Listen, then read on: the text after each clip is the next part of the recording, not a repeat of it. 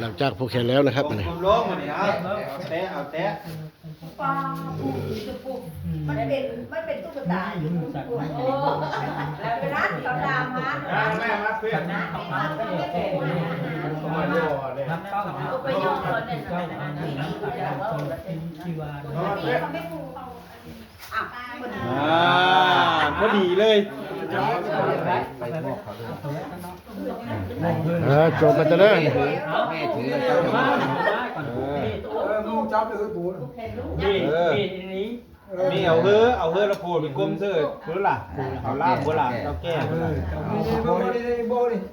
เอานี่มันจะบ่นเฮ็ดกูไม่ถึงบ่นะกูพ่อแล้วก็ยายไปเรื่อยเราเป็นลูกตื่นมาอีกอย่าเบาพอดีถูกต้องเรามาถูกวัดก็มากับเรามีคำนี้ถ้ามีแต่คนมาก็คือหลักนั่นเรื่องนี้กินมาเท่าเกี่ยวเอาไปปูจับเฮือป่ะนี่มันเฮือเลยลุ่นเรื่องเต็มจังเลยจับนี่หรอวะแห้งแล้วยาวนี่ถึงวิธีสอนหลังอีกตัวชื่อร้านเชื่อกับเพลงแล้วต่อไปเขาเลยร้านกับเพลงแล้วมันจะเริ่มมีความสุขเงินมีเงินมีทองก็ถึงเก็บล่ะมีเธอน้อยอีละได้ผู้รับจะเปลี่ยนนี่มืดแล้วก็พ่อมืดแล้วก็มืดแล้วไปแล้วก็แล้วมามีแห้งแล้วมีเงินมีเงินเดี๋ยวมาละเขาแล้วละนั่งอยู่บนร้านละมาไม่ใช่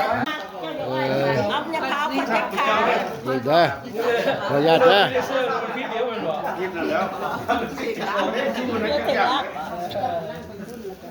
ะส่องคักใช่ไหมตอนนี้พอรามทั้งสองนะครับร่างจีซองนะครับเป็นเงินมีเอาไปซอยงานสำเร็จ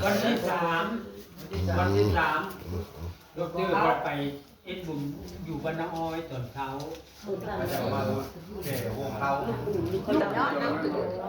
นับได้จักพันจักเบิ้ลนี่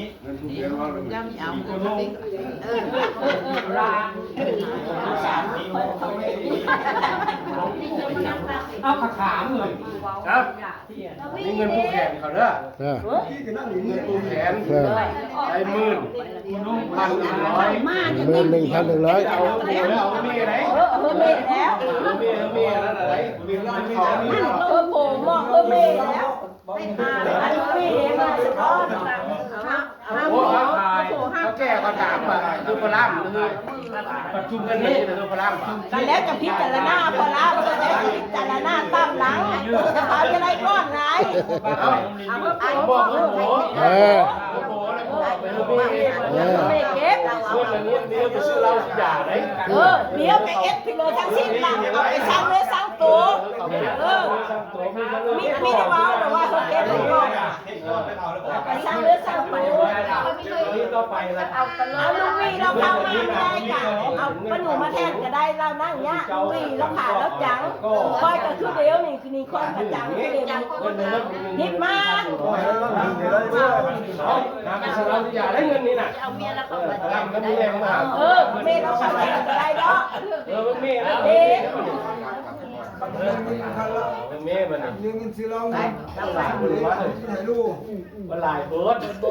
ไฮโลน่ะมันโมเมนต์ปั่นเลือดอ่ะได้รู้เว้ย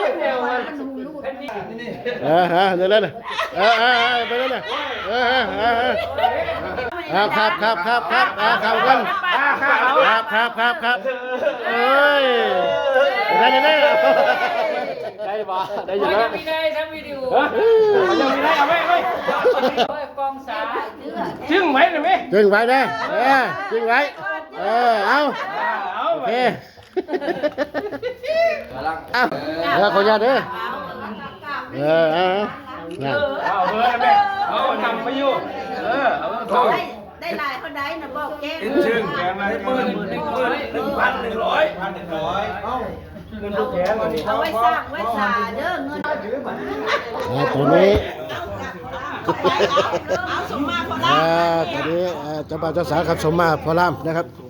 ไม่เนี่ยเนาะ พ่อในเขาในแม่ ลุงนัดรับสลัง ได้บอกแล้วมันล่ะส่งกับข้าวเขาที่ไหน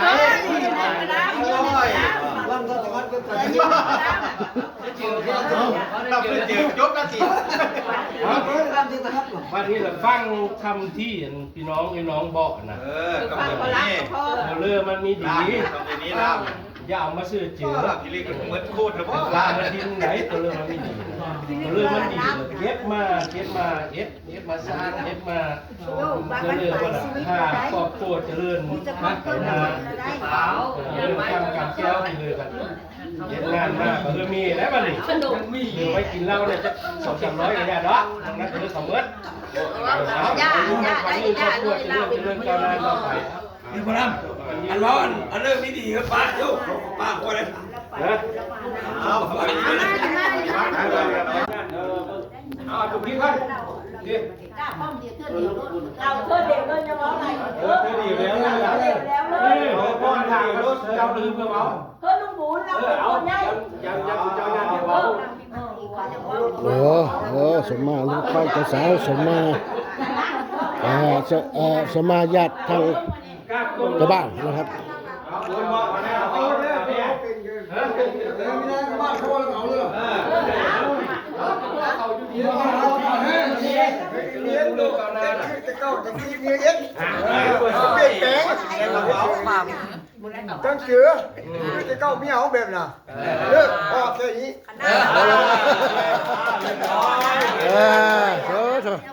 ข้าวนี้เลยเนาะเลยน้อยๆทำกับลูกวันโซ่แค่บัดนั่งลงตั้งใจเรียนให้จบทำกับลูกผู้นึงมาได้นะเบิ่งแย่งไหนเบิ่งแย่งมาได้ต่อไป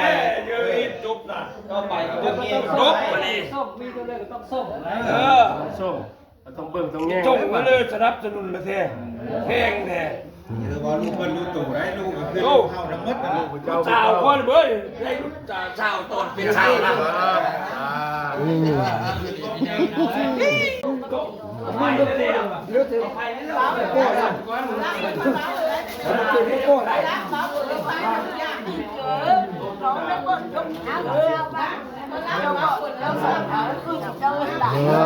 ตอนนี้ผู้เอาเจ้าสาวนะครับรัตดาอยู่เฮือนผู้เดียว